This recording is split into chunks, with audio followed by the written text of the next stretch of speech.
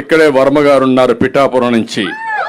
ఆయన అనుమాయులు కూడా చాలా మంది నాయకులు కార్యకర్తలు వచ్చారు. పిఠాపురం నియోజకవర్గాన్ని బ్రహ్మాండంగా సమర్థవంతంగా ఎప్పటికప్పుడు నర్చర్ చేసి వర్మ గారు ఆ నియోజకవర్గాన్ని బ్రహ్మాండంగా నడిపించారు. కష్టాలు పడ్డారు, ఇబ్బందులు పడ్డారు, అయినా కూడా ఎక్కడా వెనుదిరుగులా ఆర్థికంగా ఇబ్బందులు వచ్చాయి, అయినా కూడా ఎక్కడ ఎదుర్కొండా ముందుకు పోయే పరిస్థితికి వచ్చారు. అలాంటి వ్యక్తి ఈరోజు పవన్ కళ్యాణ్ గారు భీమవరంలో పోటీ చేస్తారనుకున్నాం, కాదు నేను పిఠాపురం నుంచి పోటీ చేస్తానంటే ఆయన కోసం త్యాగం చేయమని నేను మన వర్మ గారిని కోరా. తప్పకుండా అంగీకరించారు. నేను ఒకటే మిమ్మల్ని కోరుతున్నా, ఏదైతే ఈరోజు పవన్ కళ్యాణ్ గారు ఈరోజే కాదు 2014లో ఈ రాష్ట్రం బాగుండాలి, ఈ రాష్ట్రం బాగుండడం కోసం నేను పోటీ చేయని ఈసారి నేను కూడా పూర్తిగా ఎన్డీఏకి సహకరిస్తానని చెప్పి సహకరించిన వ్యక్తి పవన్ కళ్యాణ్ గారు. అదే మాదిరిగా ఈ ప్రభుత్వం పైన వ్యతిరేకత ఉంది, ఈ రాష్ట్రం బాగుపడాలంటే ఈ ప్రభుత్వ వ్యతిరేక ఓటు చీలకూడదని చెప్పి దానికోసం పనిచేసిన వ్యక్తి పవన్ కళ్యాణ్ గారు. అలాంటి వ్యక్తి అక్కడ పోటీ చేసినప్పుడు ఒక పొత్తు ధర్మంలో వర్మ గారికి ఇబ్బంది ఉంటుంది, కార్యకర్తలకు ఇబ్బంది ఉంటుంది, కానీ ఆ పొత్తును మనం నెరవేర్చవలసిన బాధ్యత కూడా ఉంటుంది. నేను అందుకే వారికి ఒక మాట చెప్పాను, మీరు ఎమ్మెల్యేగా రాలేరు కానీ ఆ నియోజకవర్గం తరపున మొదటి విడత లిస్టులో ఎమ్మెల్సీగా వారే ఉంటారు. శాసన మండలికి వస్తారు. శాసన మండలికి రావడమే కాకుండా రేపు భవిష్యత్తులో నాకు కూడా కొంత బాధ్యత ఉంది, క్షత్రియులకు న్యాయం చేయాలి. అలాంటి న్యాయం చేసే దాంట్లో ప్రమోషన్లో మొట్టమొదటిగా వర్మ గారు ఉంటారని చెప్పి మరొకసారి మీ అందరికీ తెలియజేసుకుంటూ, ఇంకొక పక్కన కార్యకర్తలందరినీ కోరుతున్నా, ఈరోజు వర్మ గారంటే అభిమానంగా ఉండే ప్రతి ఒక్కరూ పవన్ కళ్యాణ్ గారిని గెలిపించుకోవాలి. అతిపెద్ద మెజారిటీ, చరిత్రలో ఎప్పుడు రానంత మెజారిటీ రావాలి.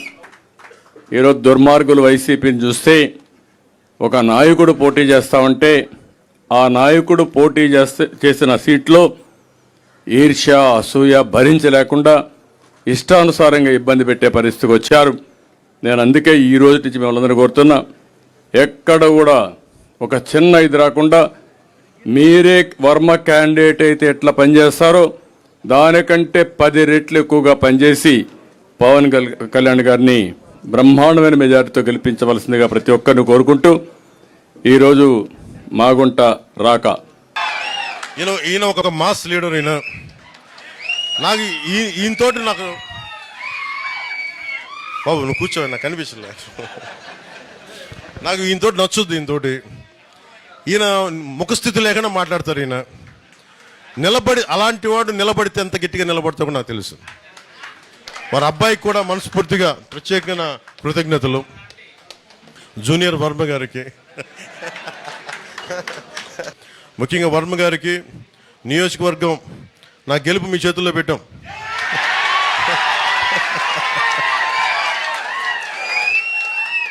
సో మనస్ఫూర్తిగా నాయకులు, తెలుగుదేశం నాయకులందరూ నేను ఒకటి చెప్తున్నా, గెలవాలంటే గెలవచ్చు, అలా కాదు కదా, గెలుపు చిరస్థాయిగా ఉండిపోవాలి, మర్చిపోయేలా ఉండిపోవాలి. ఇక్కడే వర్మ గారు ఉన్నారు పిఠాపురం నుంచి. ఆయన అనుమాయులు కూడా చాలా మంది నాయకులు కార్యకర్తలు వచ్చారు. పిఠాపురం నియోజకవర్గాన్ని బ్రహ్మాండంగా సమర్థవంతంగా ఎప్పటికప్పుడు నర్చర్ చేసి వర్మ గారు ఆ నియోజకవర్గాన్ని బ్రహ్మాండంగా నడిపించారు. కష్టాలు పడ్డారు, ఇబ్బందులు పడ్డారు, అయినా కూడా ఎక్కడా వెనుదిరుగులా ఆర్థికంగా ఇబ్బందులు వచ్చాయి, అయినా కూడా ఎక్కడ ఎదుర్కొండా ముందుకు పోయే పరిస్థితికి వచ్చారు. అలాంటి వ్యక్తి ఈరోజు పవన్ కళ్యాణ్ గారు భీమవరంలో పోటీ చేస్తారనుకున్నాం, కాదు నేను పిఠాపురం నుంచి పోటీ చేస్తానంటే ఆయన కోసం త్యాగం చేయమని నేను మన వర్మ గారిని కోరా. తప్పకుండా అంగీకరించారు.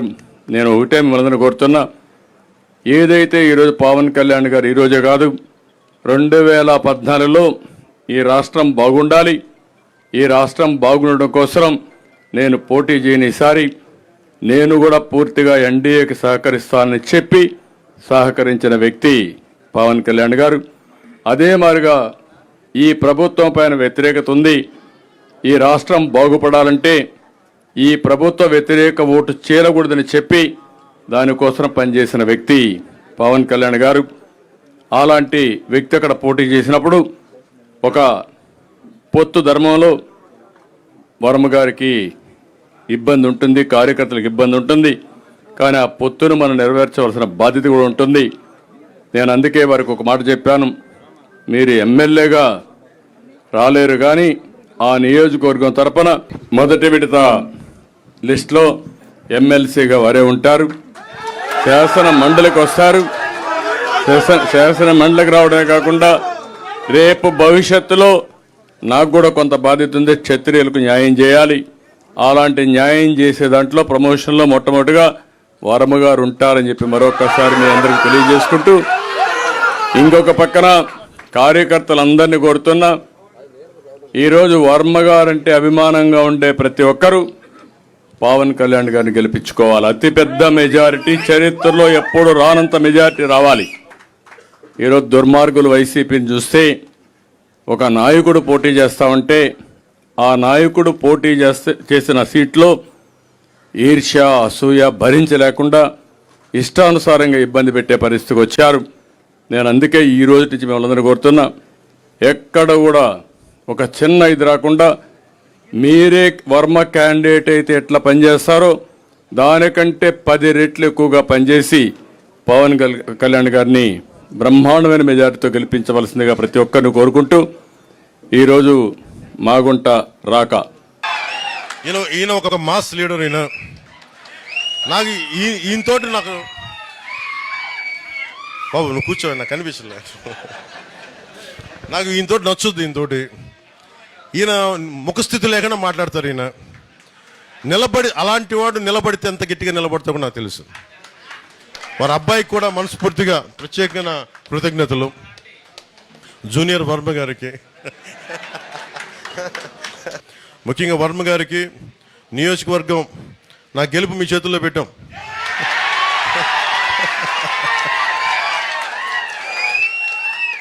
సో మనస్ఫూర్తిగా నాయకులు, తెలుగుదేశం నాయకులందరూ నేను ఒకటి చెప్తున్నా, గెలవాలంటే గెలవచ్చు, అలా కాదు కదా. గెలుపు చిరస్థాయిగా ఉండిపోవాలి, మర్చిపోయేలా ఉండిపో